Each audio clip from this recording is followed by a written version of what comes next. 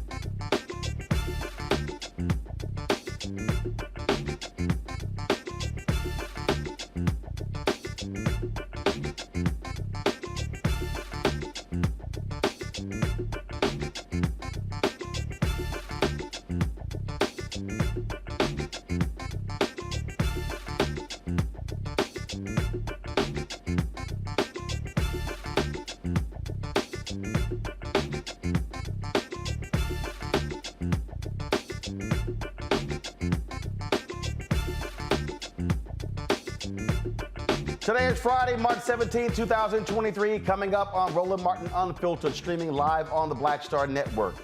The Republican-led North Carolina Supreme Court, they have reheard arguments from a redistricting case the court ruled on in December when Democrats were in the majority. If the state's highest court reverses this decision, state legislators will determine the electoral districts shifting the political power in North Carolina. I'll talk to a North Carolina state representative about what this will mean for the Tar Heel state. After years of debate about reparations, one city is close to making it a reality, but the San Francisco NAACP chapter opposes the proposed $5 million suggested in reparation payments for descendants of enslaved people. The co-chair of the San Francisco chapter of the NAACP will be here to explain why they want the city to reject this task force proposal. As 3 more people face murder charges in the death of a black man in police custody in Virginia, his family views the security video of the incident that led to his death. They say their son was tortured before he died. Ben Crump, the family's attorney, will be here to give us the latest on that case.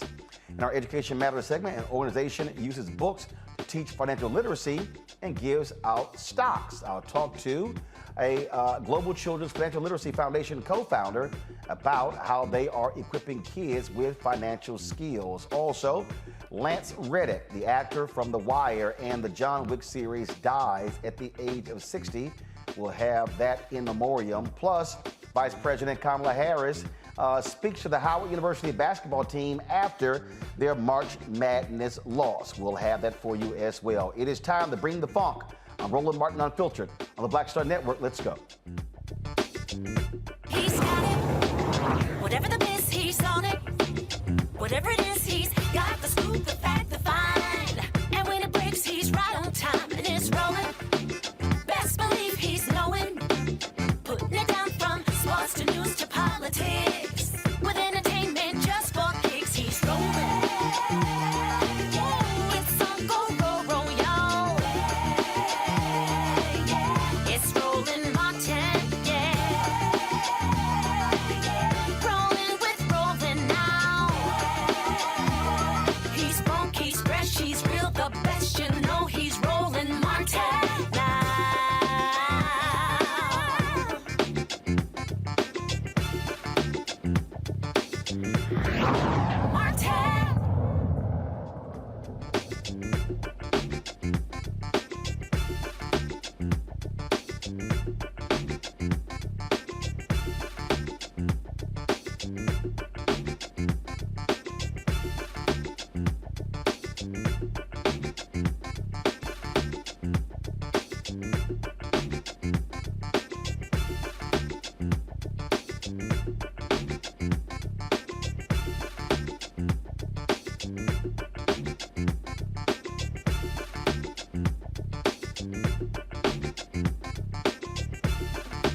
I have told y'all on many occasions why state elections matter.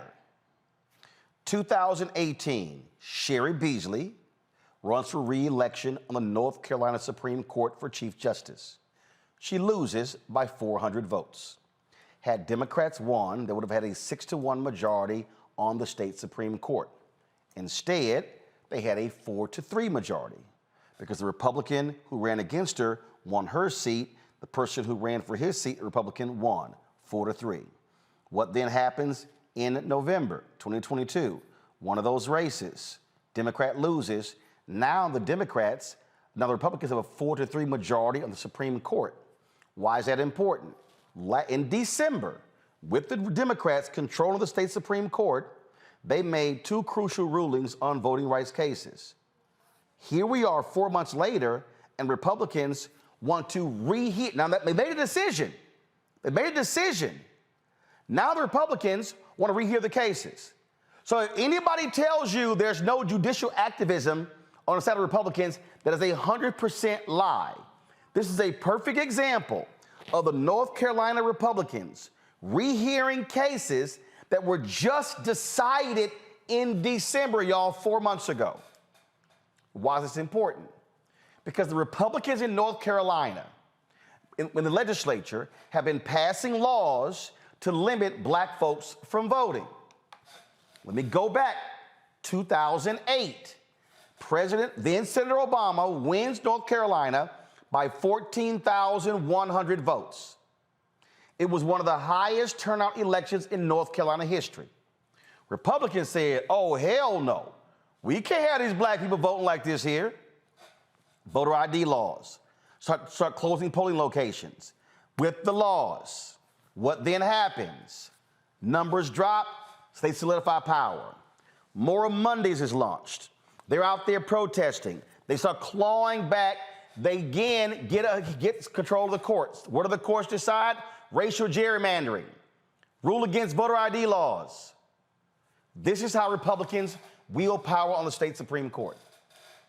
And so now, they decided we're going to now rehear the cases. Now, the case also pending in the U.S. Supreme Court, Moore versus Harper, which shot down the state's legislative drawn congressional districts and those maps for being too partisan. Again, Republicans want justices to throw out that decision and allow the legislature to redraw all three seats of the maps for the next election cycle. Again, why is this? Because North Carolina now actually has balance among the congressional districts. Republicans do not want that. Joining us now is North Carolina State Representative Amber Baker. Representative Baker, glad to have you here.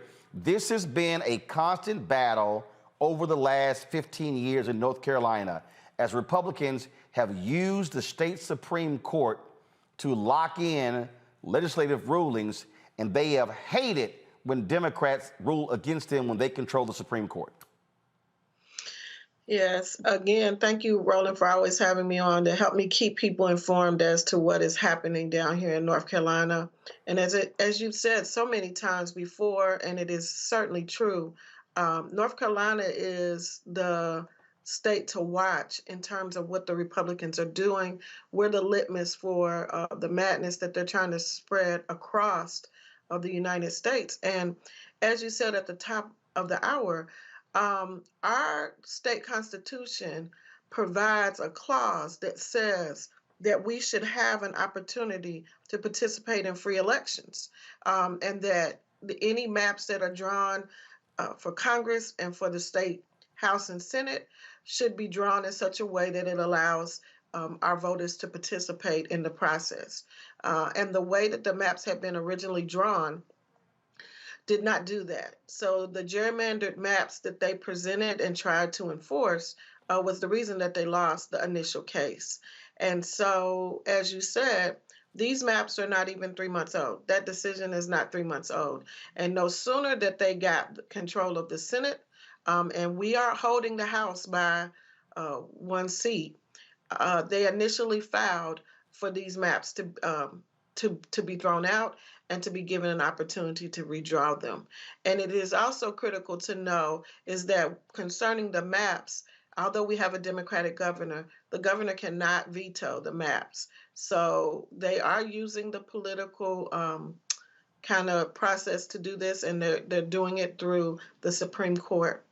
The other piece to mention is that one of the seated Supreme Court justices is the son of the Senate pro tem. So essentially you have a father and son that are in control of 2/3 of our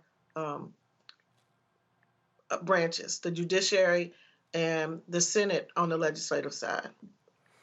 I warn people, in fact, when Democrats took control of the state Supreme Court, I think it was in 2016, these Republicans were so pissed off, they literally wanted to strip the state Supreme Court of its power and give it to the lower court.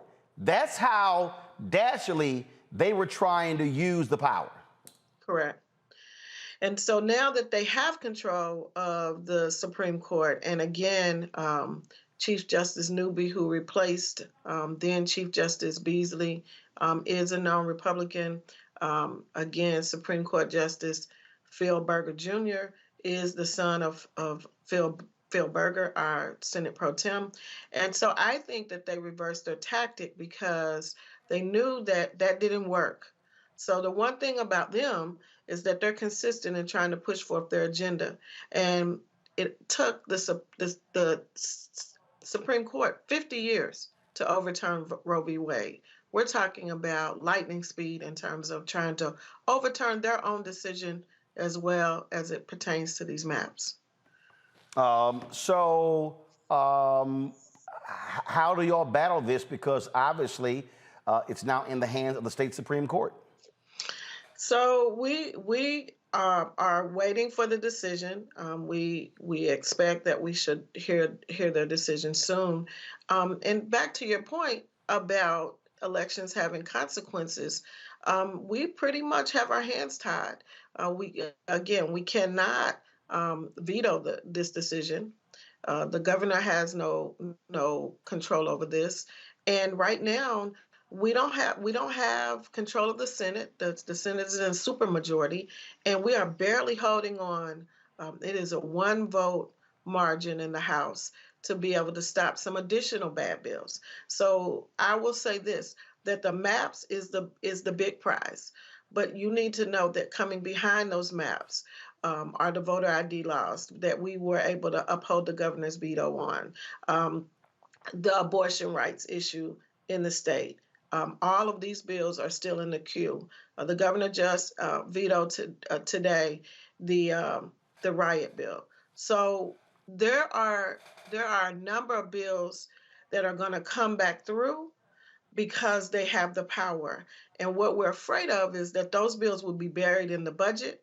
We were able to pass Medicaid expansion, and so we passed that outright. But I do think that buried in the budget will be many of these bills that will be companion bills that will continue the assault on our voters, on our Black people, and on continue to disenfranchise us as a group of people. Last question for you. When are there any legislative elections this year, or are they in 2024? They are in 2024, and so we file in December, and so we don't have any seats that will be contested in 2023. And how many seats do the Republicans control the Senate? On the Senate side, we have 60 seats over there, and it's 29 Democrats, so 41 seats. Wow.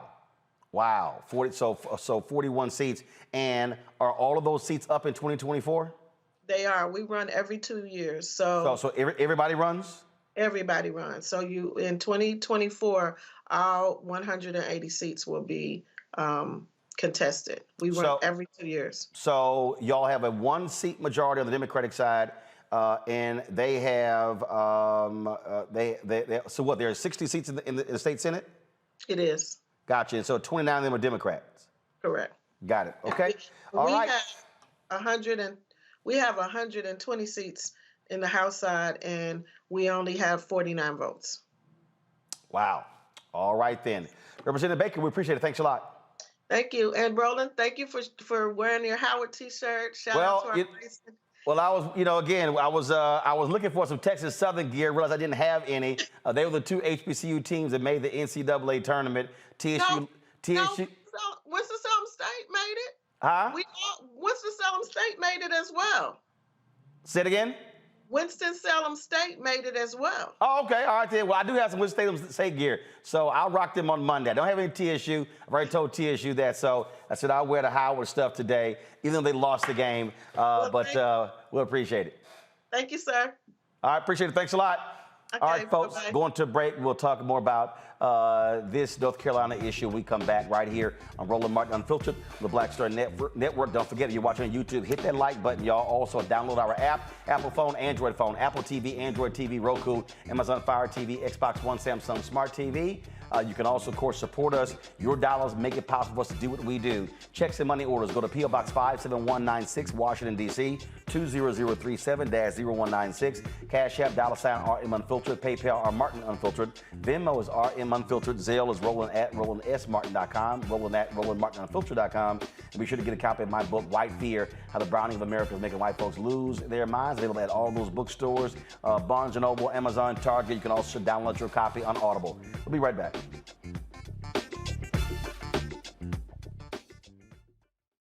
On the next Get Wealthy with me, Deborah Owens, America's Wealth Coach, the studies show that millennials and Gen Xers will be less well off than their parents. What can we do to make sure that we get to children younger and that they have the right money habits? Well, joining me on the next Get Wealthy is an author who's created a master playbook. Be willing to share some of your money mistakes, right? If that's what you have to lean on, start with the money mistakes that you have made, but don't just tell the mistake, right? Tell the lesson in the mistake. That's right here on Get Wealthy, only on Black Star Network. A lot of these corporations or people that are running stuff push black people if they're doing a certain thing. What that does is it creates a butterfly effect of any young kid who, wants to leave any situation they're in, and the only people they see are people that are doing this. So I gotta be a gangster, I gotta shoot, I gotta sell, I gotta do this in order to do it. And it just becomes a cycle. But when someone comes around and is making we don't, they don't want to push it or put money into it. So that's definitely something I'm trying to fix too, is just show there's other avenues. You don't gotta be a rapper, you don't gotta be a ball player, you can be a country singer, you can be an opera singer, you can be a damn whatever, showing the different avenues. And that is possible, and it's hard for people to realize it's possible until someone does it.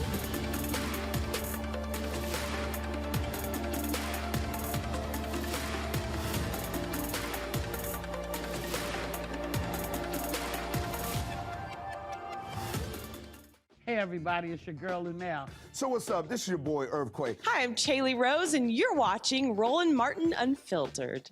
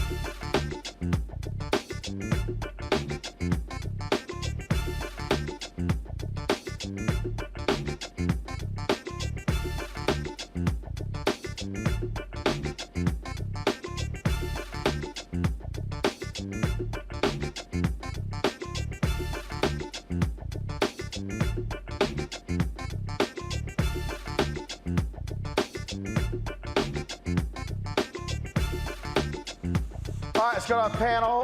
Matt Manning, civil rights attorney out of Texas. Also, Michael Imhotep, host of the African History Network show out of Detroit. Glad to have both of you here. Matt, I'll start with you. I've walked through this repeatedly, and this is what I'm trying to get people to understand. And let me just go ahead and be clear. I had some dude on Twitter. Let me find his name. Yeah, I'm going to name check him. Because he said really one of the stupidest comments. And I keep telling y'all why you can't listen. So some dude named Carrera Harris. Okay. And so this is what, let me go ahead and see if I can, I got to show y'all this here. Because this is a perfect example of what I keep telling y'all about these simple Simons who don't know nothing about politics. And it really gets on my nerves.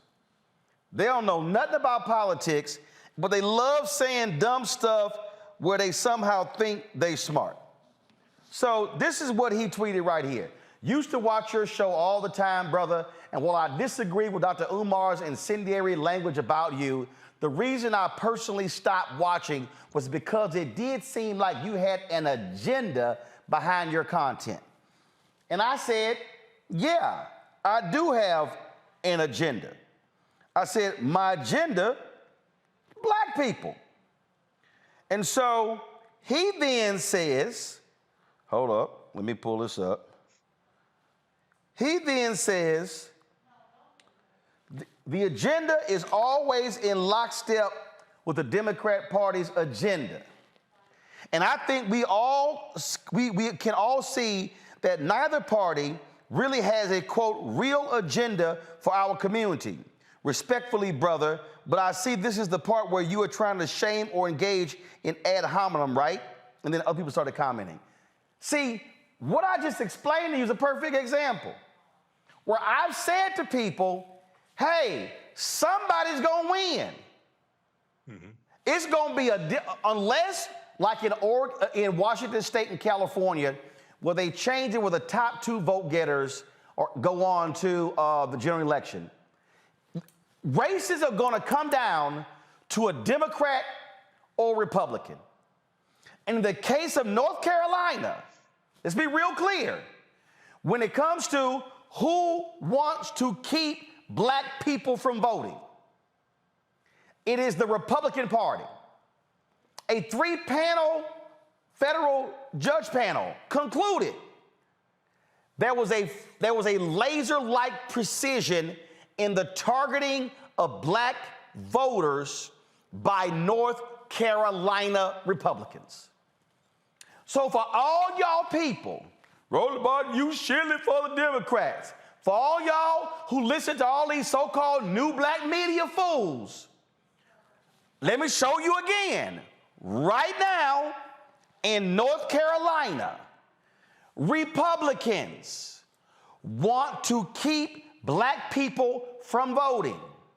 So when they got control of the legislature, they passed laws against black people.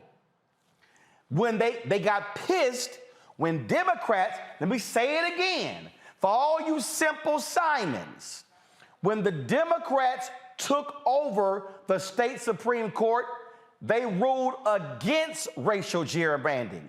They ruled against voter ID. They ruled against all of the things Republicans wanted to do. Who ruled for them? Democrats. Now, if I have a choice, Matt, between Republican, Democrat, anti-black, standing with black voters, this ain't hard to figure out as to which one I would rather see in power, and then if they are in power, I can now put pressure on them to get what I want when I know for a fact these people on the right don't want to do anything for black people. That's true. Not only is that true, they're not hiding that fact. I mean, any decision that you have or any opinion that you have that is on the side of the Democrats here is really less on the side of the Democrats and more on the side of democracy. The idea that a judge, a panel, rather a court, would make a decision, and then when the balance of power changes, we're now rehearing that decision to make a new decision that's more in line with our political party is abhorrent, and that is not how it works, and that's not even trying to thinly veil your agenda through the Republicans. That's making it clear. It's an all-out assault on rights and on democracy and on participation in the democracy. So as much as people want to make it a binary thing, like you're just out for Democrats, it's out for democracy, because where we are is talking about allowing state legislatures to, write these or draw these gerrymandered districts and then not even allow a state Supreme Court to have oversight on a bogus reading of the Constitution. I mean, if you allow that, then you're allowing places like Texas and North Carolina and Florida and the most insane jurisdictions around the country to just decide to implement laws and or implement districts that completely write out people, which is exactly what North Carolina is trying to do. And the irony of all of this is the founders, James Madison and some of the others, were completely against state legislatures having this much power because they didn't trust that they would work in the national interest. And this is obviously the case, not as it relates to the national interest, but as it relates to the participation of everybody in the democracy. They are clearly trying to cut out black people, and I don't know how anybody can miss that, because they're very obviously making that clear. And here's the thing that I don't understand, Michael. And again, And again, for all these simple assignments, I go on the Breakfast Club. Roland Martin, he's shilling for the Democrats. All he wants to do is vote for Democrat. It's sitting in front of you. The Republican Party in North Carolina, in Georgia, in Florida, in Alabama, in Mississippi, in Louisiana, in Texas, in Arkansas, in South Carolina, in Iowa, in Michigan, in Pennsylvania, in New York State. I can go on and on and on.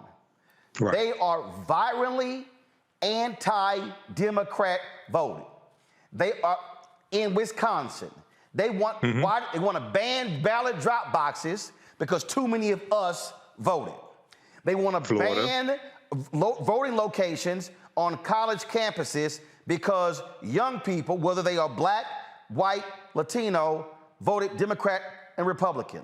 They want to sit here, shut down polling locations. They want to move polling locations to small places with small lots, or what they want to do is put voting locations in police stations to intimidate people. It was Ron DeSantis and the Republican Party who arrested black people who were formerly incarcerated wrongfully for trying to vote. Now, I'm just trying to understand, if I am presenting undeniable facts, and then all these fools yelling, yeah, they ain't gonna do nothing for us, they ain't gonna do nothing for us. We know for a fact who ain't doing shit for us. But I'm supposed to sit here and go, both of them ain't nothing, so therefore don't vote. Yeah, Roland, it's ridiculous, and I deal with some of those people too. So one thing I don't do is argue with people who have no clue what they're talking about. And when I see people making comments like that, shilling for the Democrats, et cetera, this is stuff they got from black misinformation, social media pimps. These are talking points they got from them. They don't study policy. This is why they can't explain the voter suppression tactics. This is why they can't explain what Republicans are doing. When you talk about the voter suppression tactics, when we talk about the 400-plus bills that Republicans have introduced in state legislatures, okay, those bills are largely coming from Heritage Action for America. Heritage Action for America is the sister organization to the Heritage Foundation. They crafted, it was Heritage Action for America who crafted Georgia's SB 201 bill, okay, Senate Bill 201, which really kicked off this whole voter suppression thing. And then after Joe Biden and Kamala Harris won, and running on the big lie. And then you see copies of these bills in various state legislatures. This is a very well-funded initiative. If you go back and look at Shelby County versus Holder, 2013 U.S. Supreme Court case, which guts Section 4 of the Voting Rights Act. Right after that, within 24 hours of that U.S. Supreme Court case taking place, the decision taking place, you had states passing new voter restriction laws, which helped Trump win in 2016 because there were 868 fewer polling places in 2016, and many of those polling places were shut down in areas that have high African American and Latino population. So what happens is now you have some people who mean well, but they listen to dumbasses who don't mean well, and they don't know the difference. I encourage people to watch this show, but go do the research. Proper documentation ends all conversation. This is why I present the evidence. I don't spend a lot of time arguing with people that don't know what they're talking about. Pastor Shannon Wright, look, you're a Republican, you run as a Republican, and what was happening here in North Carolina to me, again, is shameful. And what you have here is, literally, the North Carolina State Supreme Court just ruled in December. Republicans get control of the court. They are rehearing cases that were just decided. If that ain't a partisan bent, what the hell is? Well, clearly it's a partisan bent. But, here's the thing. Political parties are to do just that. Promote the interest of the parties, not necessarily the policies that best benefit the people. And there's a difference between those two. When you see things like that happening, obviously it's a political power grab. I get that. I see it. That's happening everywhere. But until people, as the gentleman said, actually educate themselves on the issues, on the laws, and on policies, and what benefits them and what doesn't, we're going to continue to see things like this. But in the case of what's happening there in North Carolina, here's my problem. My problem is these people are specifically targeting black people. Federal judges ruled they were targeting black people. They changed the early voting rules in North Carolina after determining that 70% of black people voted early voting in North Carolina. So Republicans in North Carolina are undeniable. They are targeting black people. That, to me, is shameful and despicable. I would agree. I think any party, any place where you actually target people to say that the rights that folks shed blood, sweat, and tears to get to be able to vote, where you're going to try and play some gamesmanship to be able to take that right away is wrong, period. And they're mad because black people turned out for, here's the deal. They are mad because black people turned out in massive numbers for Obama in 2008, and they made clear, we ain't gonna let that happen again. Hold tight 1 second. I got to go to a break. You're watching Roland Martin Unfiltered on the Black Star Network. Back in a moment. When you talk about blackness and what happens in black culture, we're about covering these things that matter to us, speaking to our issues and concerns. This is a genuine people-powered movement. There's a lot of stuff that we're not getting. You get it, and you spread the word. We wish to plead our own cause. Too long have others spoken for us. We cannot tell our own story if we can't pay for it. This is about covering us. Invest in black-owned media. Your dollars matter. We don't have to keep asking them to cover our stuff. So please support us in what we do, folks. We want to hit 2,000 people, $50 this month, raise $100,000. We're behind 100,000, so we want to hit that. Y'all money makes this possible. Check some money orders. Go to P.O. Box 57196, Washington, D.C. 20037-0196. The Cash App is $RM Unfiltered. PayPal is R Martin Unfiltered. Venmo is RM Unfiltered. Zelle is Roland at RolandSMartin.com. Coming up on the next Black Table, a conversation with Professor Howard W. French on his new book, Born in Blackness, covering 600 years of global African history and helping us understand how the world we know today is a gift from black people. There could have been no West without Africa and Africa. That's on the next Black Table with me, Greg Carr, only on the Black Star Network.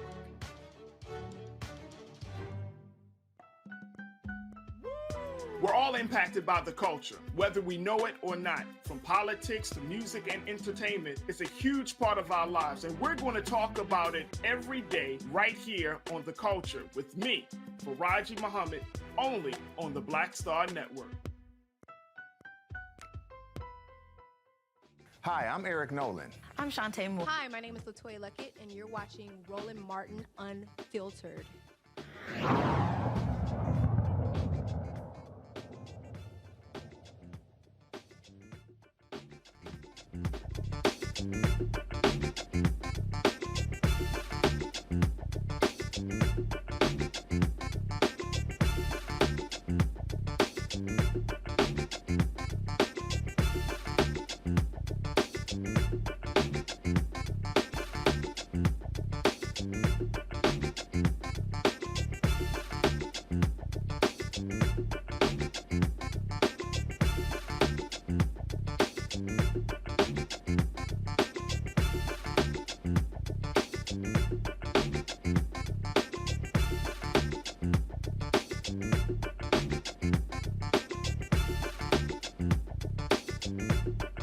So the city of San Francisco set up a task force to examine the issue of reparations. The task force came back and said they calculated that the city of San Francisco should provide payments of about $5 million to African Americans who live in San Francisco. They laid out a criteria as to who should qualify for that. Well, the San Francisco NAACP then put out a statement where they said they actually rejected this particular committee's recommendation, arguing that the money should be dispersed by investments and opportunities to the Black community, but not direct cash payments. And the San Francisco Board of Supervisors embraced the 111 recommendations from the city-appointed reparations committee, including lump sum payments of $5 million to every eligible Black citizen, guaranteed income of $97,000 per year for 250 years, eliminating a personal debt and tax burdens in homes for just $1.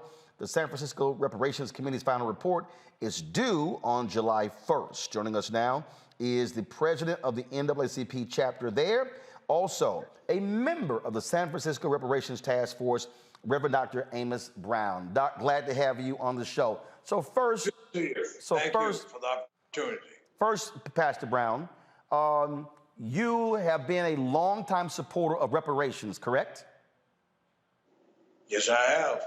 And also I'm vice chair of the state reparations task force. So you're a member of the San Francisco Task Force Committee and the vice chair of the state committee that's been examining this as well.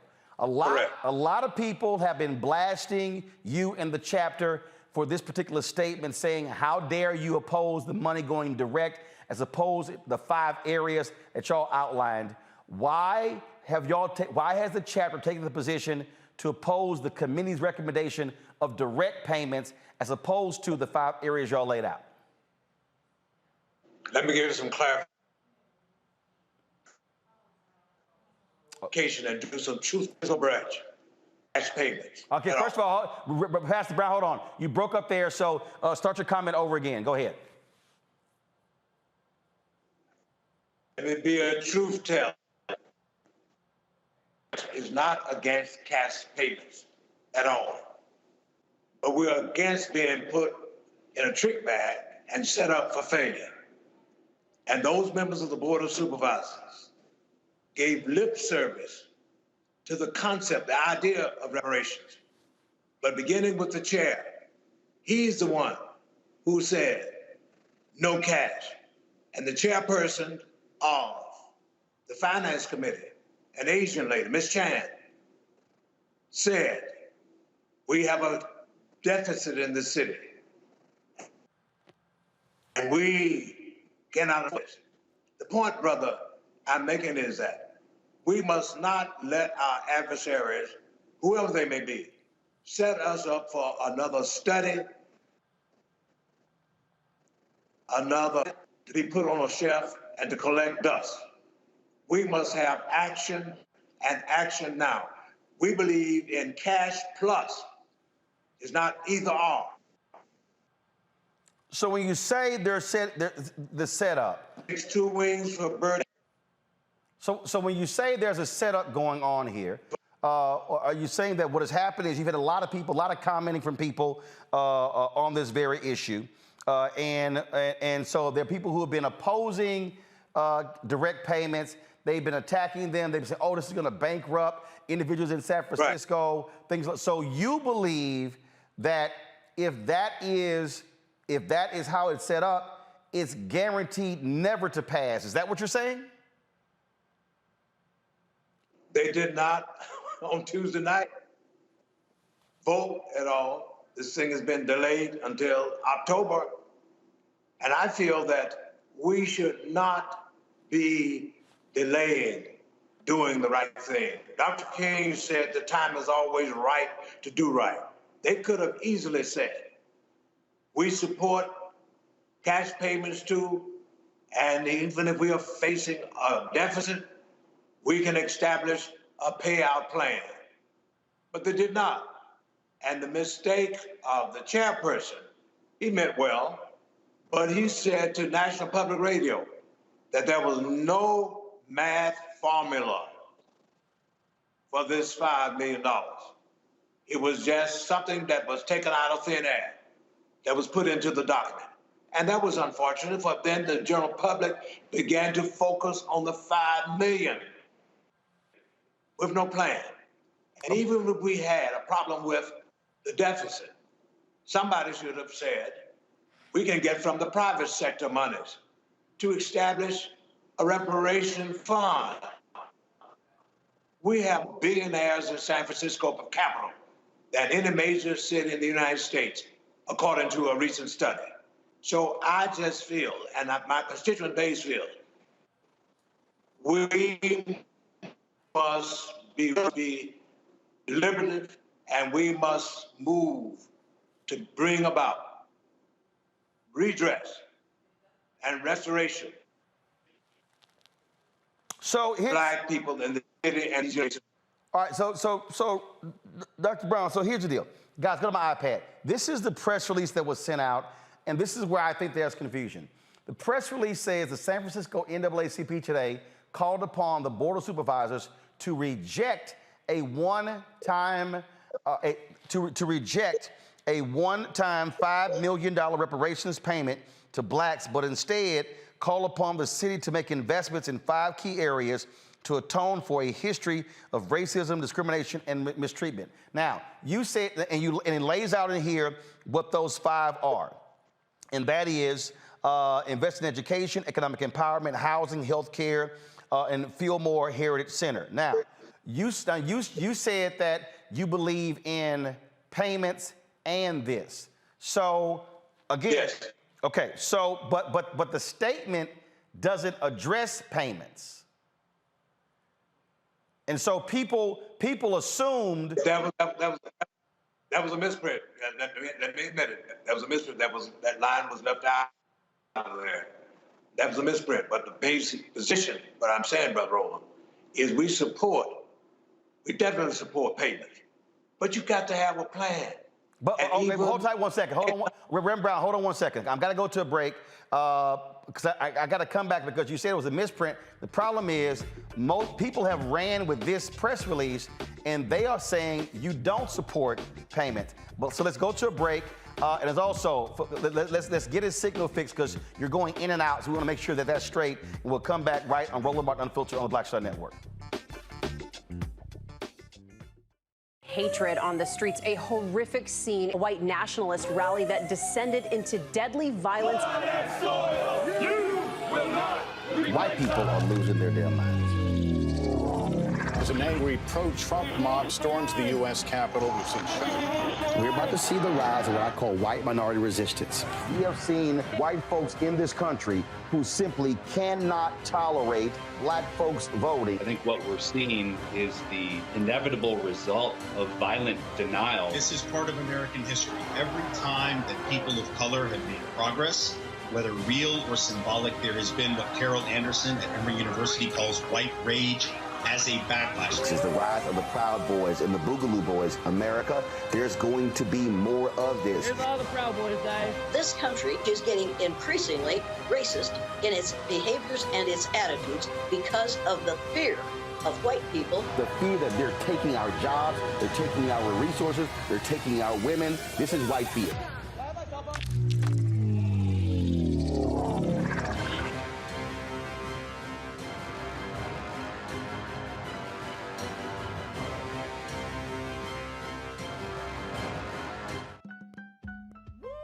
We're all impacted by the culture, whether we know it or not. From politics to music and entertainment, it's a huge part of our lives, and we're going to talk about it every day right here on The Culture with me, Faraji Muhammad, only on the Black Star Network.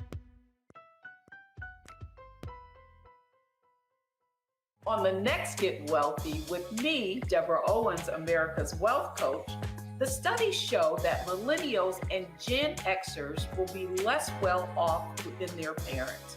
What can we do to make sure that we get to children younger and that they have the right money habits? Well, joining me on the next Get Wealthy is an author who's created a master playbook. Be willing to share some of your money mistakes, right? If that's what you have to lean on, start with the money mistakes that you have made, but don't just tell the mistake, right? Tell the lesson in the mistake. That's right here on Get Wealthy, only on Black Star Network. Hi, I'm LD Barge. Hey, yo, Peace World. What's going on? It's the Love King of R&B, Raheem Devon, and you're watching Roland Martin Unfiltered.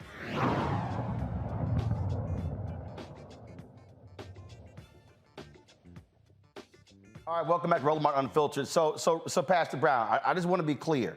Go back to my iPad. The statement that was released, the headline says, San Francisco NAACP rejects $5 million reparations payment to blacks. And then it says in the so you're saying that this statement that was released publicly, this statement is wrong.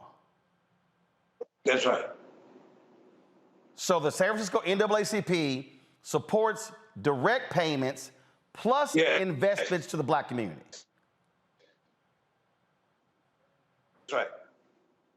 And in the 100 plus recommendations, some of the same things are listed. What we introduced in 2019. You see, I introduced the idea of reparations to this community. On the 30th of July, 2019, our national convention in Detroit, Michigan. So let there be no mistake about it. We support cash plus. And so the state, so you support the $5 million, but you also to individual African Americans, but you also want further investment in black institutions. Even the $5 million is not enough for the hell, the horror, and the hardship of our people. You can't put a dollar sign on the oppression, enslavement, and downright insult and assault to our humanity. So that was a mistake that was made there regarding our position. And I'm setting the record straight now that we cash payment plus substantive programs. That's what we must have to turn things around for African Americans in this city. The median income for blacks in this town is $30,000 a year, but for whites, $110,000. Latinos and Asians, it's between $75,000 and $80,000 a year. We are at the worst level when it comes to education and achievement in the school district. We still have the challenge of not being able to get jobs and our fair share of contracts from the public and private sectors, even with all the infrastructure work that's now going on in this city. You don't see blacks handling this heavy equipment. They used to have us holding up signs to direct the traffic, but now you don't even see those jobs. We must understand that we got to approach things holistically, strategically, wisely, and not be cheapened when it comes to this issue of reparations. All right, so the next question. Do you believe that the San Francisco City Council is going to support $5 million cash payment?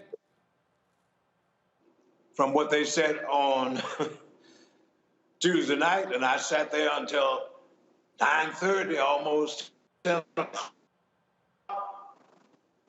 down to the nose, gave these eloquent, flowery statements about our pain and what we deserve. But they said, we're not sure about cash payments. And in addition to that, one of the members, to be exact, Mr. Dorsey, the newest member on that board, this up for a vote before the citizens. So that kind of conversation,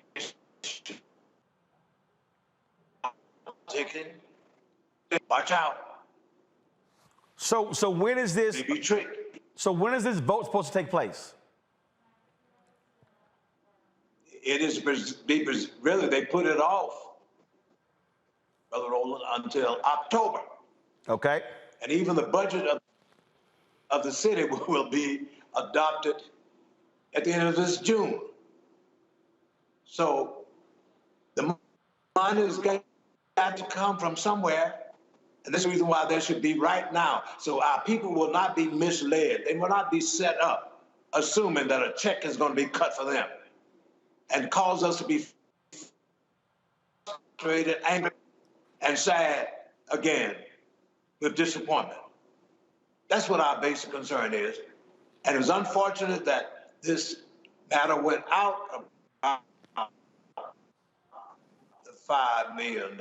The chair just said there was no mathematically, and also to say that this is just a figure that was thrown out there. Okay. All right. That's what makes it. All right, Reverend Dr. Brown, we appreciate you joining us. I wish we had a better connection. Thank you. It was difficult, but we got the gist of what you said. We appreciate it. Thanks a lot.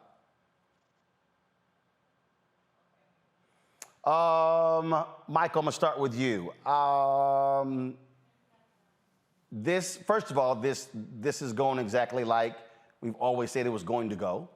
That the moment you begin to put numbers out there, you're going to then face resistance. This also was a big screw up by the San Francisco NAACP. So you put a statement goes out saying they oppose direct payments. It's in the headline. Everybody runs with it. They're blasting the NAACP. Now Reverend Brown has to come out and say, no, that was a mistake. And so the chapter needs to be reissuing the statement or something along those lines because this is what people believe. Yeah. So first of all, Roland, we talked about the San Francisco Reparations Task Force yesterday on Faraja Muhammad's show, The Culture, right here on your network, the Black Star Media Network. And I've been following what's going on with California and San Francisco reparations. There were over 100 recommendations that were given at this meeting that just took place on Tuesday. What's happened, and there have been a lot of reparations activists, as well as Dr. William Darity, who've been critical of this $5 million number because it's taken, first of all, it's unrealistic. It's totally unrealistic. San Francisco is dealing with a $728 million budget deficit over the next 2 years, okay? $5 million per, and there's about 50,000 African Americans in San Francisco. From what I understand, it's going to be, you have to be at least 18 years or older and meet some other criteria. And then it's also important to understand, in the state of California, race-based policies are illegal in the state of California. This is why the California Reparations Task Force, which Dr. Amos Brown also sits on, this is why they're going to distribute whatever they come up with based upon lineage as opposed to race, because they want to make sure it doesn't get overturned in court. Also, it's important to understand when you study the history of California, California does not have a history of slavery. They do have a rampant history of racism, housing discrimination, redlining, segregation, voter suppression, etc.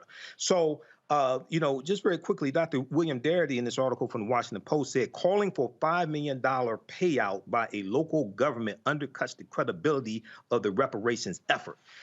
So, but here's the deal, though. There are people who disagree with Darity. So, I mean, and that's the point. You've got people who believe in it should be direct payments, others who believe in lineage-based, and that's the deal. You've got different factions all operating at one time.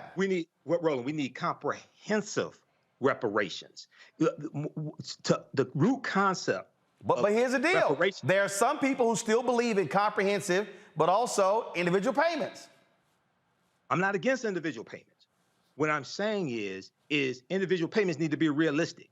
Thinking that they're going to give $5 million to every black person who's 18 years or older in San Francisco is totally unrealistic. That ain't happening. And what happens is it distracts from other recommendations that are realistic, that could be attainable, and people just focus on the $5 million. And when they don't get it, then a lot of them just want to throw up their hands. Okay, so we really have to, this is why we really have to understand history, but also understand law and really how to get something that is really realistic and achievable, and make sure it does not get overturned in the courts, because they're going to file lawsuits to block this, just like the lawsuits filed when it comes to student loan forgiveness and President Joe Biden's executive order. And we want to make sure that we're on strong legal footing so whatever gets passed at the city level doesn't get overturned in the courts. All right, hold tight 1 second. Got to go to a break. We'll come back. We'll hear from Shannon and Matt Banning on this very issue, folks. Don't forget, download our app, Apple phone, Android phone, Apple TV, Android TV, Roku,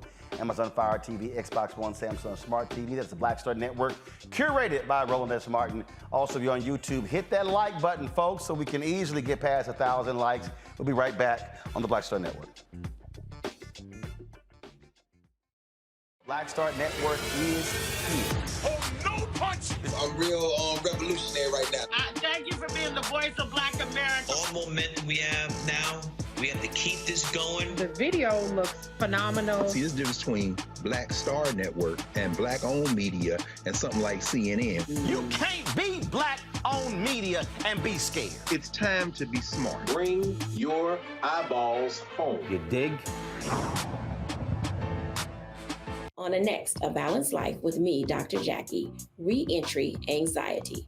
A lot of us are having trouble transitioning in this post-pandemic society and don't even realize it. We are literally stuck between two worlds, in purgatory. How to get out of purgatory and regain your footing and balance. What emotions they're feeling and being able to label them, because as soon as you label an emotion, it's easier to self-regulate. It's easier to manage that emotion. On the next A Balanced Life on Black Star Network. On the next Get Wealthy with me, Deborah Owens, America's Wealth Coach, the studies show that millennials and Gen Xers will be less well off than their parents. What can we do to make sure that we get to children younger and that they have the right money habits? Well, joining me on the next Get Wealthy is an author who's created a master playbook. Be willing to share some of your money mistakes, right? If that's what you have to lean on, start with the money mistakes that you have made, but don't just tell the mistake, right? Tell the lesson in the mistake. That's right here on Get Wealthy, only on Black Star Network.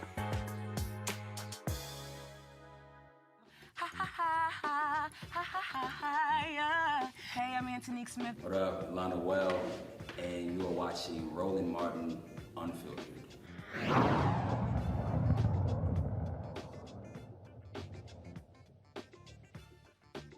All right, so the San Francisco NAACP puts out a statement saying that they oppose direct payments of $5 million to San Francisco residents for reparations. Reverend Dr. Amos Brown just came on our show. He's on that task force in San Francisco, vice chair of the California task force. He says that was an error. That was not the case. They support cash payments plus. This was all the sort of back and forth. City Council is going to actually make a determination about this possibly in October. Shannon, your thoughts again. I mean, so here we are where this committee comes up with a number. Now everybody's talking about, hey, it's unrealistic. Others will say $5 million is not enough money.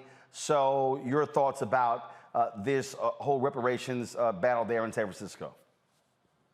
Even with inflation, wouldn't 5 acres and a mule been cheaper? I mean, had things been done correctly way back, we wouldn't still be having this argument today. Right, but here's the deal, though. It wasn't done correctly, so this is where we are now. No, and I get that. But in terms of the $5 million, if it was indeed an arbitrary number, which unless there's a formula out there, it obviously was, there was never any intention on doing anything with it. If you pick a number without a formula and just put it out there, it's because you have no intention on giving a dang blasted dime on any part of this. So to have an argument about whether it should be direct payment or it should be this or should be that, you need to be looking at, was it ever real to begin with? And I don't believe it was. I see that there have been several different proposals. I see that there's some folks that want direct payments, some folks that talk about lineage, some folks talk about infrastructural investment, fixed education, and all those things. But all of those things should have been going on to begin with. The fact that we are still in a place of having these conversations mean there is no real interest by the folks that have the ability to make the difference to actually do so. Matt? Yeah, I mean, I echo some of those sentiments. I don't think it was ever really going to happen. But the bigger question here is, reparation should be reparative, right? So a one-time payment, I don't think is good. Or I think a one-time payment is good, but I don't think that should be the end-all, be-all. So I like the idea of cash plus. But beyond that, I like the idea of there being some actual institutional changes, which sounds like what the NAACP is advocating for. But what I found to be a big slap in the face here is that city of San Francisco, like Michael was saying, has a huge deficit, but it doesn't make sense to me that that's also the place where you have the most billionaires and they don't have a way to figure out, one, a better formula, and two, a more workable way to do it. And I don't anticipate that there would be necessarily private investment, but the bigger issue with me for reparations overall is that, when the government wants to do something, it figures out how to do it, i.e. bailing out banks. But when it comes to a longstanding debt, i.e. reparations, we always get mired in how are we going to do it and the legal issues and all of that, when the basics of it, from a morality standpoint, is that this is something that should have long ago been done, and it should be something that should be a primary concern. So I don't think they have any real intention of paying people $5 million, but they should have an intention of finding a way to balance the scales, particularly with such a great income disparity there. I mean, for it to be $30,000 for Black families and north of $80,000 for Latino and Asian families, that alone is a great disparity, and it seems like something they should be a little more incisive in addressing. All right, folks. Let's talk about the issue of clean energy, jobs, and the environment. Of course, many clean energy companies are talking about, again, clean energy. A lot of people can't even define what that is. But the question is, who's also getting hired? What companies are getting hired? Are African Americans being left out of this multi-billion-dollar economy? Joining us now from New York is the founder of Climate Critical Earth, an organization that helps leaders strategically find solutions to stop the climate crisis. Tamara Toles O'Laughlin. Tamara, glad to have you here. So, again, on this point about when we say clean energy, first of all, what the hell is that? Define that. Clean energy is energy that doesn't kill you. I wish I could make it more complicated than that. Because like I've heard clean coal. If it gives you lung cancer, if it puts your family in the hospital, if it makes it likely that you'll get a chronic disease, it is not clean energy. If it keeps you from being able to catch fish because it jacks up the water or electrocutes the wildlife near you, it's not clean. If communities are against it because it's mostly just burning trash, it's not clean energy. So clean has to be redefined to mean things that, yes, provide you power, but also save you money and don't put you in the hospital. Now, we're seeing billions of dollars being spent all across this country, and we're hearing everyone talk about, again, clean energy jobs. But the question is, are we as African Americans, are we benefiting or are we being left out like we historically have anytime you had any other major change in the economy? Well, I hate to say something nuanced so early in the evening, but the answer is not, we don't know yet. So there are jobs in clean electricity vehicles, there are jobs in technology, there are jobs in manufacturing, whether that's putting up all this new infrastructure, making sure people have electric cars, making sure the batteries get taken out in ways, get made from ways that don't involve mining. There are lots of jobs to be had. The money hasn't hit the street yet. So whether or not we get the contracts is about whether we are set up for the infrastructure, whether we get the jobs at the other end of it, or about whether we've been training in the right places, whether we're in line to get those dollars and training, and whether or not we actually receive them. All right. So in terms of our capacity, have those companies being created, and who is out there advocating on their behalf to make sure that we don't get left out? I look at what happened with the whole marijuana game, multi-billion dollars, and guess what? We were the ones who went to jail. We couldn't get dispensaries. Yeah, we paid the price and got locked out of the 2 or 3 meetings in the various state houses where they decided who was going to get it. So we do have a lot of lessons to learn. So as the Inflation Reduction Act, the IIJA, and all these other bills put money onto the street, some of them do have carve-outs. And so whether we are consumers who could reap the benefits for less money, or folks who are put into the jobs, which are vocational jobs, jobs you don't need more than a 4-year high school education to be able to get an installation and generation and transmission and get into contracts and being a small business owner who hires other people to do these things, or to make sure people don't come into your community and create jobs while you are without them. Those are things that we're going to have to fight for as this federal money, which is largely ungoverned, ends up in the hand of our governors, our mayors, our local officials. The question is, are we going to be there to demand that the 40% the federal government says it wants to see from this money and things like Justice 40 actually make it to our hands? So we have multiple jobs to do. Yes, we've argued for the money. Now it's time to make sure that it lands in our bank accounts, literally in our banks. I mean, it's been a rough week to talk about it, but that's where we are. Questions from our panel. Matt, you first. Yeah, so my question is, I know that there are a lot of times tax credits for consumers who purchase, let's say, electric vehicles. Are there any kind of tax credits for people who are actually employed in clean jobs, or tax credits for employers to create clean jobs to incentivize people taking them? Yes, so the tax credits you're talking about include jumpstart tax credits for new businesses that'll help workers afford the different things we're talking about. It's not just heat pumps and wind and water and solar. We are actually talking about being incentivized so that the money that's moving, most of the money that's in the Inflation Reduction Act, for better or worse, that has to go to Black and brown communities through all the methodology, block grants will be spent. There's $3 billion coming out of every part of the federal government. So whether we're talking about $3 billion for jobs, we're talking about $3 billion for neighborhood access, $3 billion for grants to reduce air pollution at ports, $3 billion for heavy duty vehicles, $3 billion for equity and environmental justice grants. We are the people who make up that work. So if it doesn't hit us, it's not doing what it's supposed to do. So yes, there is money. There isn't nearly enough, but there's more than what would be on the table if we didn't get into this moment. Shannon?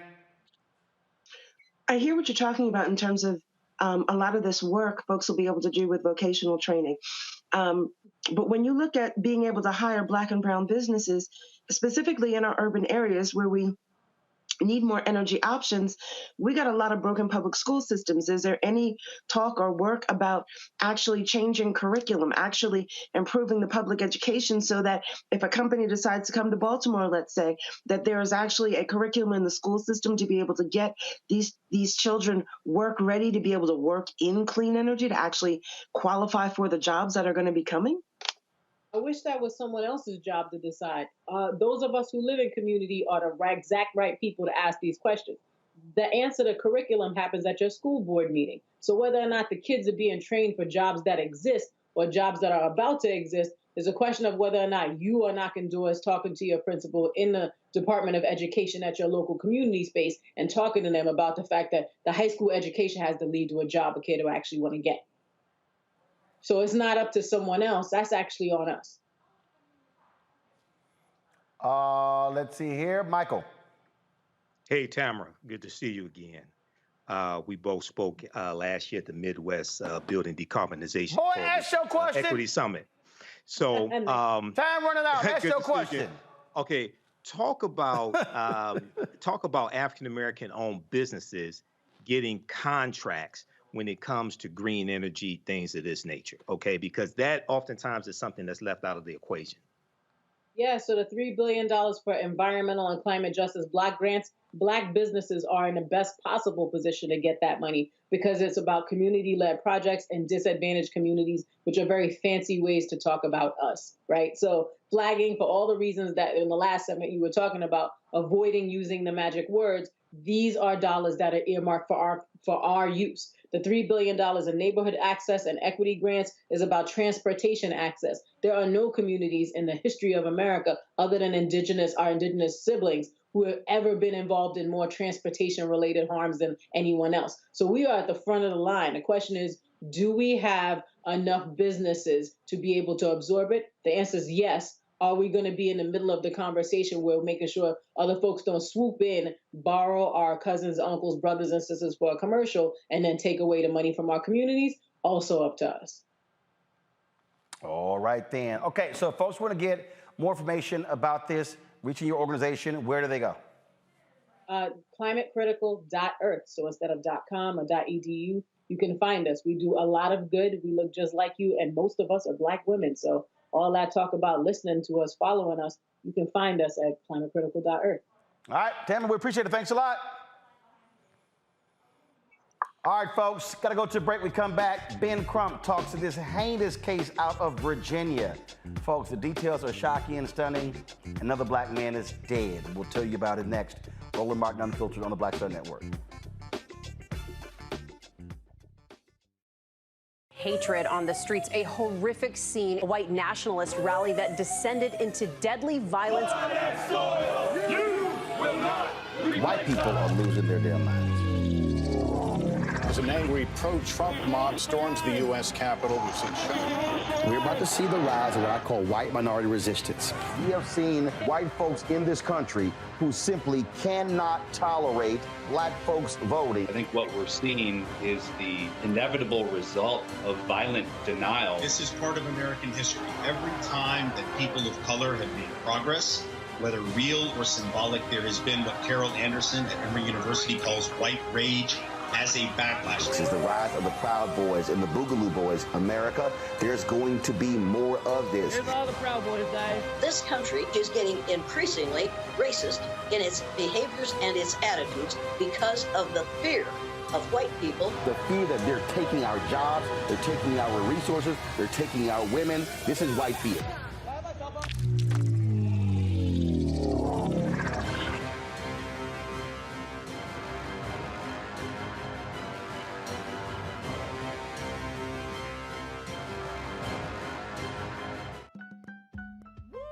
We're all impacted by the culture, whether we know it or not. From politics to music and entertainment, it's a huge part of our lives, and we're going to talk about it every day right here on The Culture with me, Faraji Muhammad, only on the Black Star Network. What's up, what's up? I'm Dr. Ricky Dillard, the choir master. Hey, yo, Peace World, what's going on? It's the Love King of R&B, Raheem Devon, and you're watching Roland Martin Unfiltered.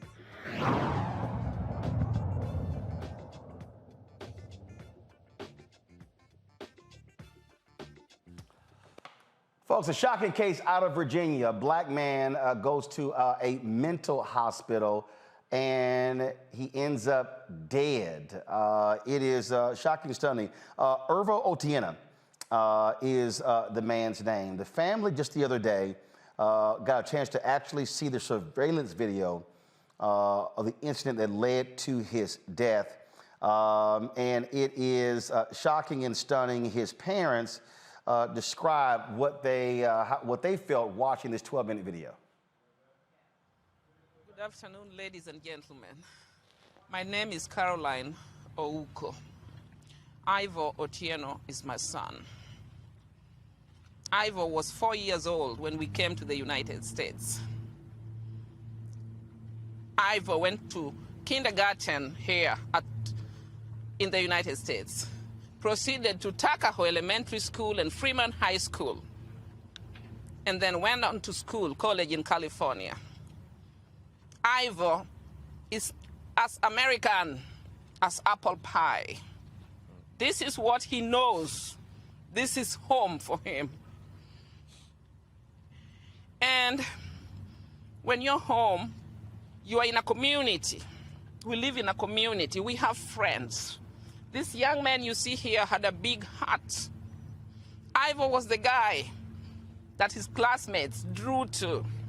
When they needed someone to talk to, he was the listener. My son was tortured, to put it right. I saw the torture. There is no way that Henrico County sheriff deputies were on him. 7 people, 7 officers on one man. And all this started when my son went to hospital on the 3rd. And that evening he was taken to jail, whisked from the back of the jail into the hospital. Those 3 days at Henrico County Jail were a horror. You heard his mom there describe what happened, folks. He was handcuffed, shackled, pinned to the ground by deputies, and was suffocated. So far, 10 people have been charged with second-degree murder in his death, including 7 Henrico County Sheriff's deputies and 3 hospital employees. Joining us right now from New York is Ben Crump. Ben, glad to have you. This is just, I mean, unbelievable. And what the mother described is just crazy. First of all, why was he actually admitted, and how long? What happened to cause him to be admitted to this mental hospital? Yeah, and Roland, I would let you know from the onset, I'm in the car in New York City, and I'm with the parents of Tyree Nichols sitting in the background of the car, and we were talking about Ivo in Richmond, Virginia, killed in the jail there in Henrico County, and we also today were in Memphis, Tennessee, talking about Gershon Freeman, killed in Shelby County Detention Center.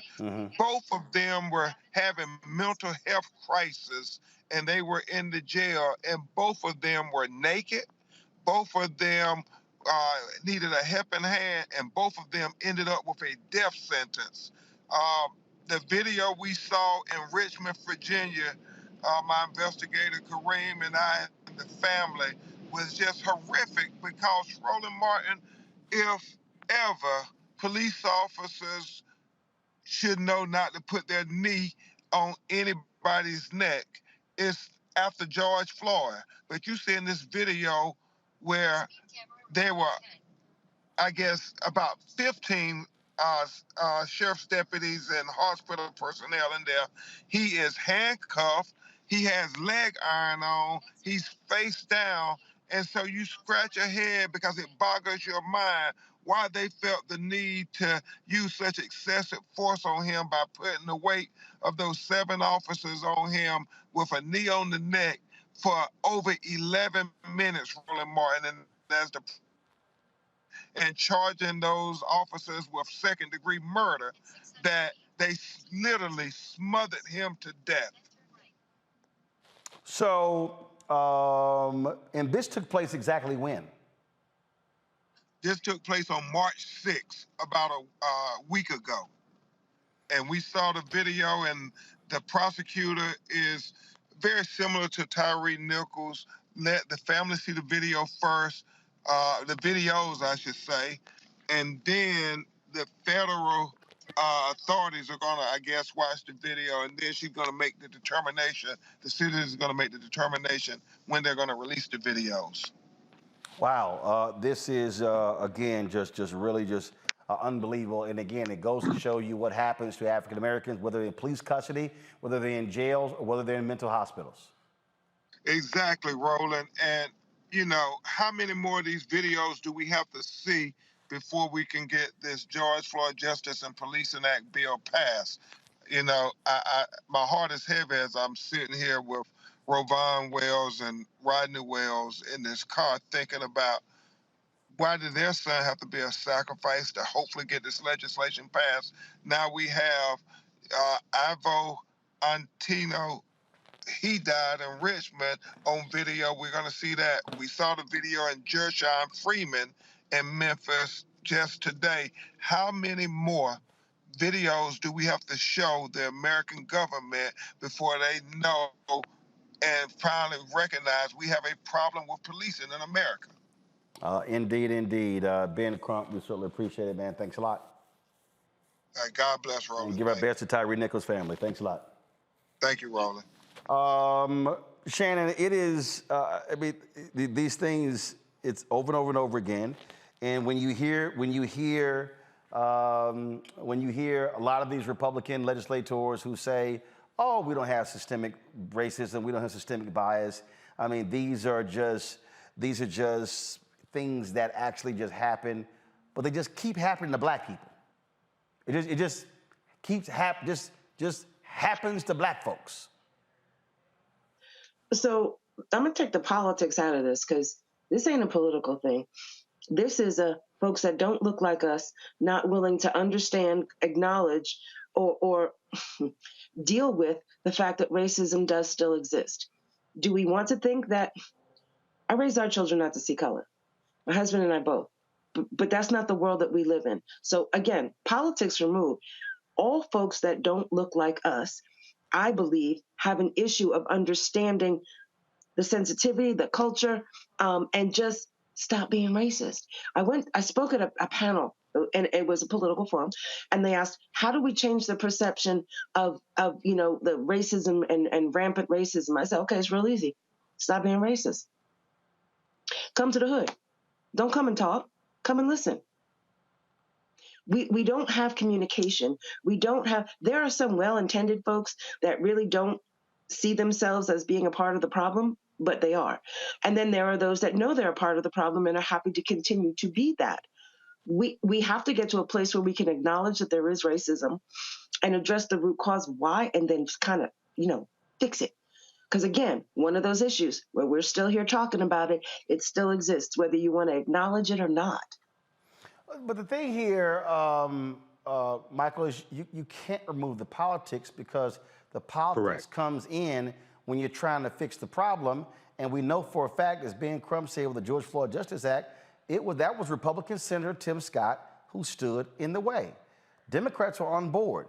It was Tim Scott and Lindsey Graham. They could not get 8 other Republicans in the Senate to move. It died. Well, not only that, Roland, when it passed the House of Representatives in March of 2021, it passed by a vote of 220 to 212. 212 Republicans voted against the bill, including the black ones. So no Republicans supported the George Floyd Justice and Policing Act.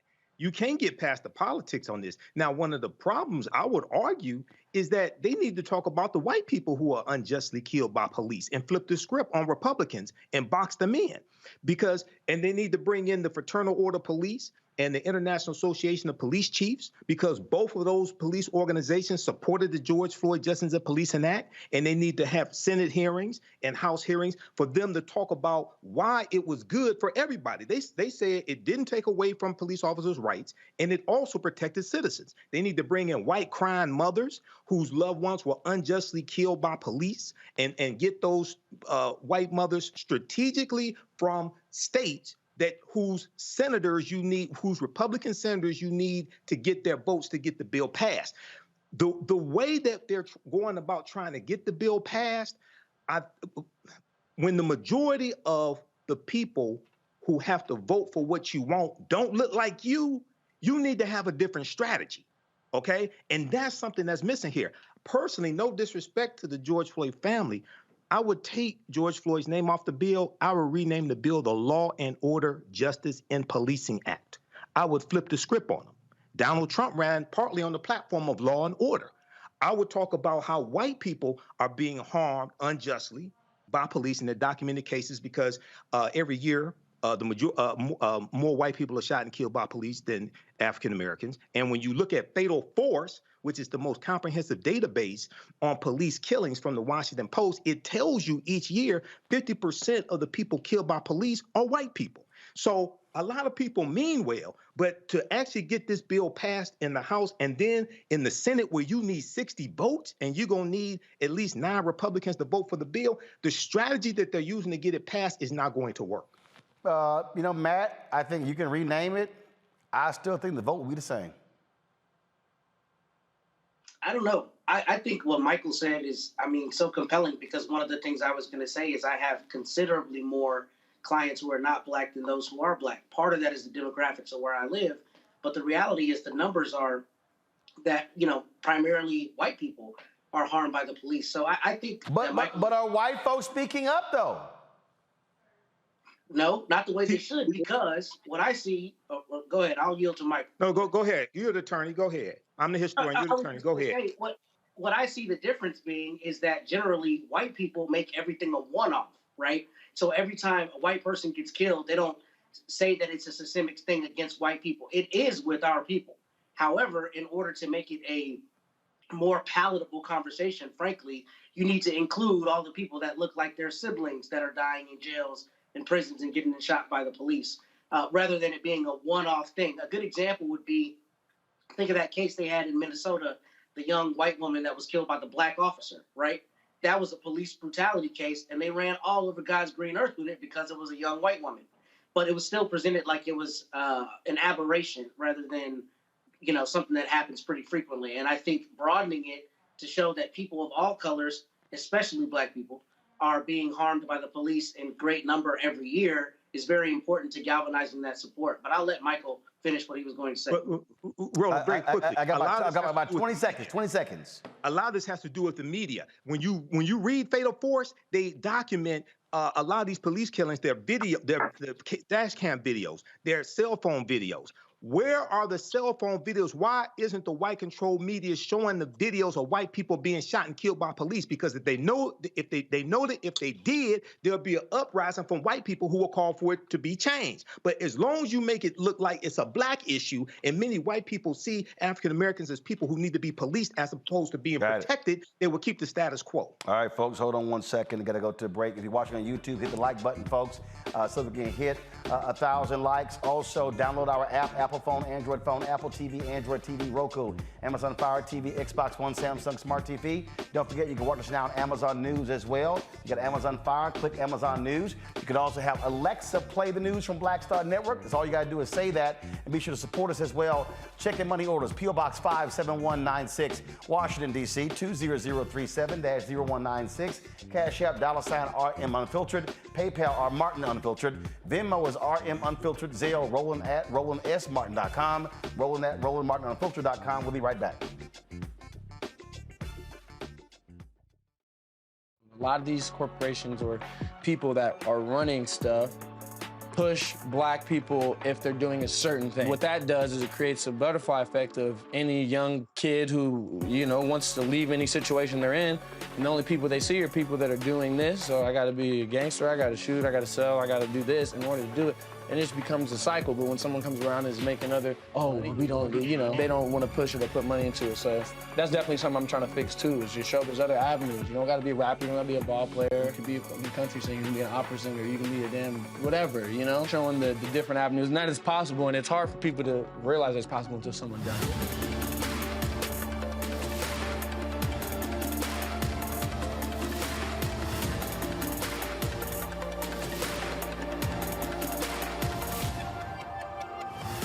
I'm Deborah Owens, America's Wealth Coach, and my new show, Get Wealthy, focuses on the things that your financial advisor and bank isn't telling you, but you absolutely need to know. So watch Get Wealthy on the Black Star Network.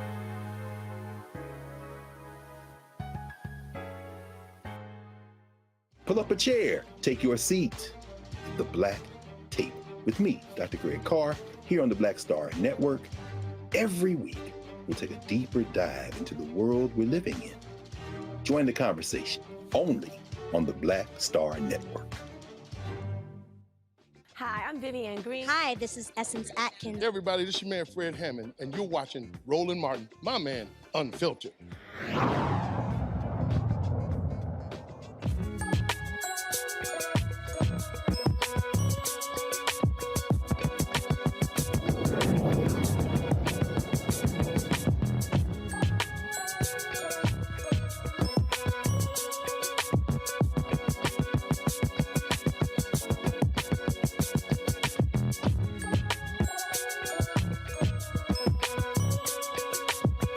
Understanding money, how money works, financial literacy is critically important, and the earlier we are able to get folks thinking about money and realizing how money works, the better we are. There's the Global Children's Financial Literacy Foundation. That's really what their focus is. And the co-founders are Navy veterans Prince Dykes and Chadrick Davis.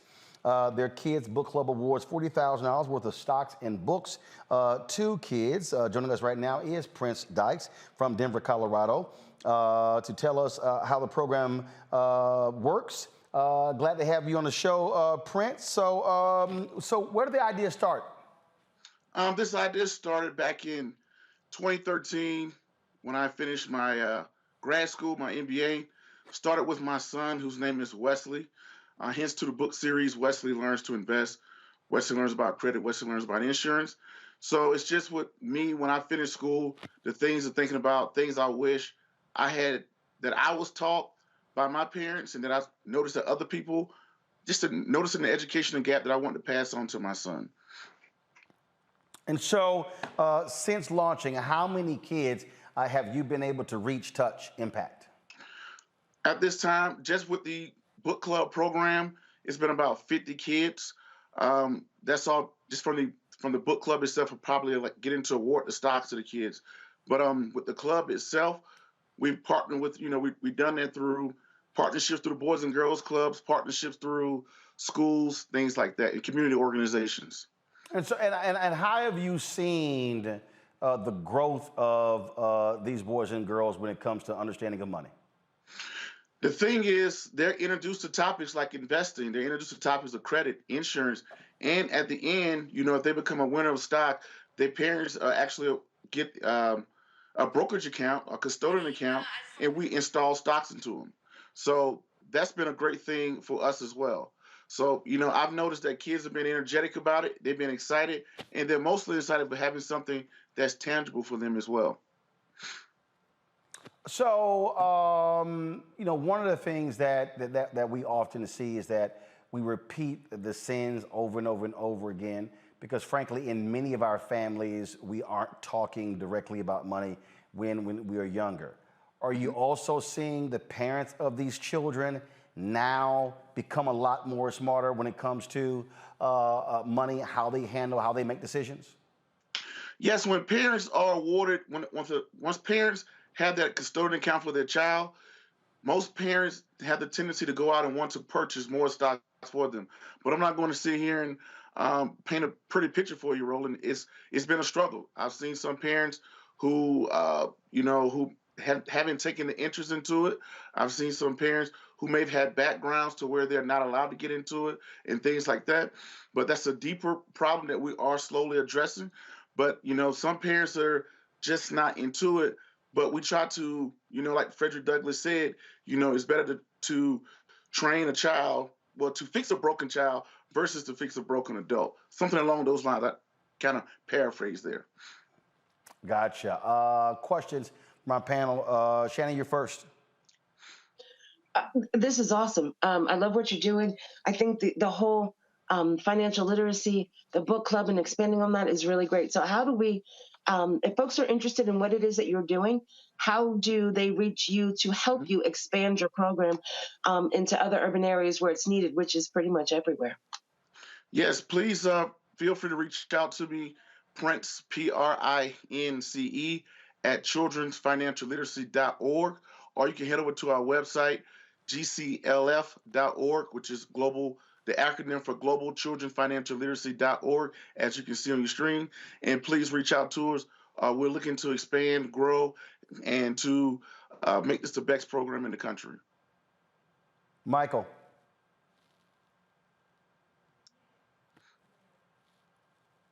Michael, you're on mute. Okay, Prince, this is a great program. How do you help the children decide when they want to buy more stocks, like which companies to invest in? Do you just go by what they like, or is there another method involved in that? Yes, the first thing we do is to tell kids to start where they spend their money. Excuse me. Start with what they know and start where they spend their money. Like all kids know Nike, Apple, Coca-Cola. Those are stocks we started with kids. Starting with S&P 500 companies that kids know and are familiar with. But we have since evolved into the point now where we award kids index funds that tracks the S&P 500 because we want to make sure we're good stewards of what we award kids, because I don't know what Nike will be in 20 years. I don't know what Apple will be in 20 years. And the last thing I want to happen is to be the one invested into Blockbuster, something like that. So we tell the kids, let's get a basket of the top 500 companies in America via the S&P 500 and have those dividends reinvested. All right, thanks. Matt? So my question is kind of similar. How have you combated the fear that a lot of adults have of the stock market and the misunderstanding of how you can let money work for you? I know there are a lot of adults who are afraid to invest and they'd rather keep it under their mattress thinking that you can't trust the stock market. So how do you combat that with the parents of these children whom you're helping? The thing is, we evaluated that, and when we came into the marketplace, we noticed that there were so many things, not so many, but some things, most of the industry geared towards adults. We felt as though how did you get to this point? And we knew the reason why people got to this point, they feel so uncomfortable with things because they wasn't introduced to them as a child. So we tried to, with our book series, you know, with investing, credit, insurance, and things like that, we attack it at the child at the earliest age possible and bring the parents along because the parents have to participate in order for the child to have a custodian account. So one of the things that we evolve into is to have parents, teach parents how to open up a custodian account because like you said, a lot of them are afraid, just like myself, just like my dad. But I think a lot of it is geared towards we're not introducing to these topics as a child. So we want to do that first and bring the parents along. All right, then. And what is your goal? Let's say 5 years. What do you want to be 5 years from now? My ultimate goal 5 years for every kid, when they walk into kindergarten, they have an investment account. We don't want to wait until a child turns 18 years old. Nothing wrong with that. Everybody gives them scholarships. The world, they flood the gates with them with scholarships and grants, loans, things like that. How about we reallocate those resources to kindergartners? So our ultimate goal is when a child walks into kindergarten, they have a funded investment account. Every year, they get a financial literacy course. So giving them financial literacy with an investment account when they turn 18 years old. So now when they get ready to go off to college, to school, anything like that, this is something that can help them. And they feel like this is not just a pie in the sky theory. This is something that's tangible to them that they had since they were a child. All right, then. All right. Where can people reach out and get more information from you? Feel free, you know, Prince at childrensfinancialliteracy.org. My name is Prince Dykes. You can follow me or reach out to me on Instagram. Shoot me a DM there. But the best way to reach out to us is follow our website, as you can see here. Follow us on LinkedIn, Facebook, YouTube, Instagram, and feel free to reach out if there's any way you would like us to help you or that we can help you as well. All right. Help us or help you. All right, Prince, thanks a lot. Roland, thank you. All right. Folks, you see I'm repping Howard University. Of course, they made March Madness. Unfortunately, they lost to the #1 seed Kansas Jayhawks, 96-68. Vice President Kamala Harris, graduate of Howard University, she was in the stands watching the Bison perform. This was the first time they had made March Madness since 1992. So it's been 31 years. And so, of course, Howard folks, what's wrong, Matt? You're shaking your head. What's wrong? First, we had the flyest jerseys in the whole tournament, but just proud to see Alma Mater doing well as always. Gotcha. Well, trust me, I'm right there with you because we lost in the first damn round. I don't know how in the hell Texas A&M lost to Penn State. We were a 7 seed, they were a 10 seed. But after the game, Vice President Harris did have opportunity to speak to the Bison in the locker room. You guys are so good. You guys are so good. You played hard. You played to the very last second. You made all us Bisons so, so proud. You hustled out there. You are smart. You are disciplined. You put everything you had into the game. And you know, that's what it's about, right? Until the last minute. You guys did that. You didn't stop until the last second. You did not stop. And that is so inspiring. So you keep playing with chin up and shoulders back. Because you showed the world who Bison are. Right? I mean, literally what you have done is in historic proportion. You know, I was at Howard back in the day where we were just happy that there was a game, much less getting to this place, right? And I see Bison literally all over the world, and we've been talking about you, this team, you all, this team, this year, this team. You make us so proud. So I know you may not be feeling great right now, okay? But know who you are. You are excellence. You are hard work. You are powerful. And you are winners. All right? So please know that. Please know that. And I'll see you later. And if you guys ever want to come and do a White House tour, where's the coach? Where's the coach? There you are. Come, so we plan, if you guys want at some point, right?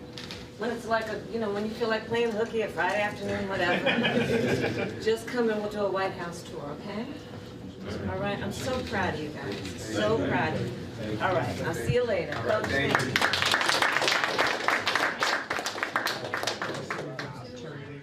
Well, normally, Shannon, the winner of March Madness gets to go visit with the president. But when you're the vice president of your school, what the hell, you get to make a trip too. I ain't mad at it. I got nothing. You know, everybody's talking about, I keep trying to say, take politics out. I am a Republican. She is Democrat, but I ain't mad at it.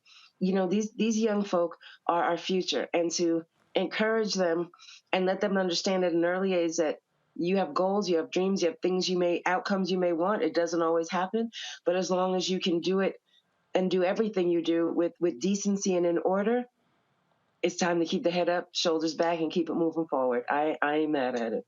And I'm Virginia State, by the way, not Howard. Just saying. I mean, we could be talking about Virginia State. I mean, I would have liked that a little bit more. I'm just saying. Did y'all make the tournament? Go Trojans. I don't care. Did y'all make the tournament? Go Trojans. I take the answer is no. You didn't make the tournament. So, yeah, okay, I thought so. All right, I got to go to a break. We'll be back. Roland Martin Unfiltered on the Black Star Network.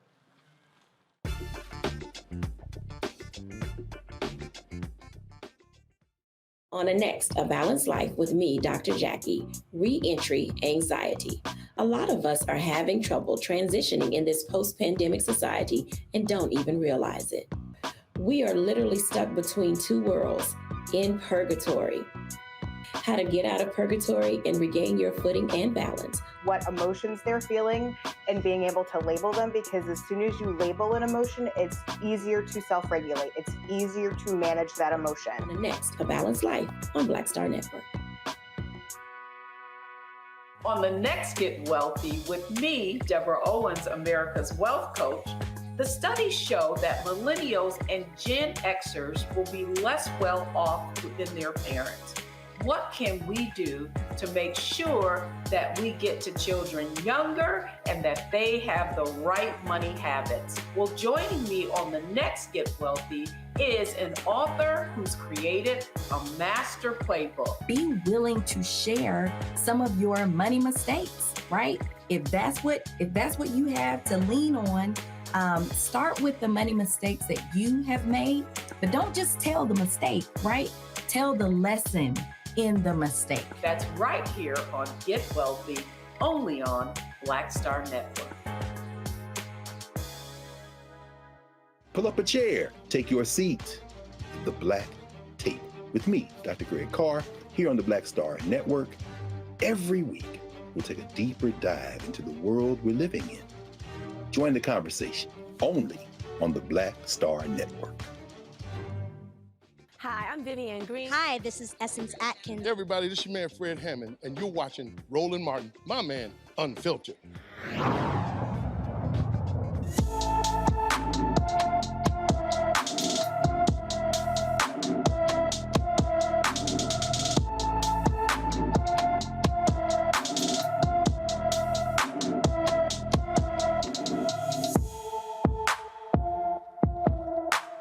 Zakiya Harris left her Indianapolis, Indiana home on February 16th, has not returned. The 17-year-old is 5 feet 6 inches tall, weighs 155 pounds, with brown hair and brown eyes. Anyone with information about Zakiya Harris should call the Indianapolis, Indiana Police Department at 317-327-3155, 317-327-3155. Why do people act a fool over parking spaces? A Missouri jury convicted a man of shooting an Amazon delivery driver in a dispute over an accessible parking spot. This is just stupid. Larry Thomason was found guilty of first-degree assault and armed criminal action in the March 2019 shooting of Jalen Walker, who was paralyzed from the waist down. Walker illegally parked his delivery van in an accessible parking spot. When Thomason confronted him, the two got into a fight. Thomason then pulled out a gun and shot Walker in the back. Thomason will be sentenced on May 1st. I never understand these people, Matt, who you act a fool, you do something, and now your ass going to prison over something silly like a parking spot. Yeah, this is insane. This guy threw away his life over a parking spot. There's nothing to say beyond that, and took away functionally a life in a lot of respects. You know, now this young man is paralyzed from the waist down over something that could have been, maybe express your frustration and let it go on. But this is ridiculous, and this is the kind of thing, unfortunately, I've seen in my practice, where people have just not been able to regulate, and they end up taking away their own lives by poor decisions. How about this one here? Colorado man faces hate crime charges. This idiot for drawing a swastika and writing anti-black slurs on public spaces in New York City. Not a good place to do that. James Ryan was indicted on 3 counts of criminal mischief as a hate crime and 3 counts of aggravated harassment for drawing a swastika on the gates to City Hall and an anti-black slur on a pillar on December 13, 2021. He also spray painted a large swastika and wrote another anti-black slur outside a CVS pharmacy and the Charging Bull statue on Wall Street. Yep, that's not going to fly in New York City, Michael. No, it's not going to fly in New York City. But see, once again, a lot of these people think they could get away with it, and they're drinking, Trump's juice, and think that they can just do whatever they want to do, say whatever they want to say, and not have consequences. So these hate crimes are on the rise. NBC News just had an article about that. Yep. So yeah, these people need to be held accountable. Sad story out of your city, Baltimore. You have lost one of the strong actors there, Shannon. That is Lance Reddick, 60 years old, star of The Wire, as well as the John Wick series. John Wick 4 actually is out is coming out, and he was found at his home this morning of natural causes. Of course, he starred in more than 60 movies. Also was very, very involved in a lot of video games as well. We had an opportunity to catch up with him on the red carpet at the American Black Film Festival Honors a few years ago. What's up, sir? How you doing? Have we met before? I just seen you. You probably seen me on television or the news, but I've seen you. My wife was a huge John Wick fan. Oh, okay. I don't know if I can keep watching 500 people get killed. Yeah, the numbers seem to go up every movie. Right, and I'm I said, baby, all they do is people getting killed. She's like, I know, but it's great. Like, she's a crazy John Wick fan. Oh, got it. Well, I hope she likes my character, too. Oh, no, she'll enjoy this interview, because I'm talking about, like, owns all 3 Blu-rays. Got it. Yes. And then recorded on the cable. I said, you own the Blu-ray. Yeah, but that's if I want to look for the Blu-ray. Okay. Got to ask you this question. Okay. One night's honorees, the great Lou Gossett. Your thoughts about Lou Gossett? Wow. So many thoughts about Lou Gossett. I mean, he's one of the, it's such a cliche to say, but he's one of those cats whose shoulders I stood on. You know what I mean? I wouldn't be able to be doing this without him. Yeah. One of the, but also, he hasn't stopped. He's still active. Yeah. It's so funny. You know, the last thing I remember seeing him in was Boardwalk Empire, and he killed it. Yeah. Well, I'm glad that they're honoring him, so he gets to feel all of that love that's going to be in the room tonight. Yeah, I agree. So it's going to be pretty good. What you got going on? What's next for you? I just wrapped a movie called One Night in Miami that's based on a play. It's Regina King's first film that she's directing. I'm about to start another film. Unfortunately, I can't talk about it yet. It's all good. We just wrapped the 3rd season of Corporate, which is a show that I do on Comedy Central. And then later on this year, we're going to go into the final season of Bosch on Amazon. Okay. Well, good luck with it. We'll be seeing you in all of that. And I'm sure my wife was saying, waiting for John Wick 4. It's a pleasure. It's an honor to meet you, sir. Absolutely. I appreciate it. Thanks a lot. Thank you. Indeed, a great actor, Shannon. Absolutely. You know, you mentioned The Wire and John Wick. I am a John Wick fan. Everybody in my household was a John Wick fan. And the one with the puppy and, motivating the revenge. And it's not just killing. There's actually story there. And his character has a lot to do with the story. But, it's awesome to see folks that don't forget where they're from and give back and invest. And it's sad when we see them leave too soon. Indeed. 60 years old, Lance Reddick. passed away. Matt, Michael, Shannon, we surely appreciate it. Thank you so very much. I'll see y'all again, folks. I got to go. I'll see y'all Monday right here in Roland Martin Unfiltered on the Black Star Network. Off to Dallas, my youngest sister's getting married, Zena. So I'll be, I've been put to work. I'll be videotaping the wedding. I've been doing that for the longest. It's all good. I'll see y'all on Monday. Holla!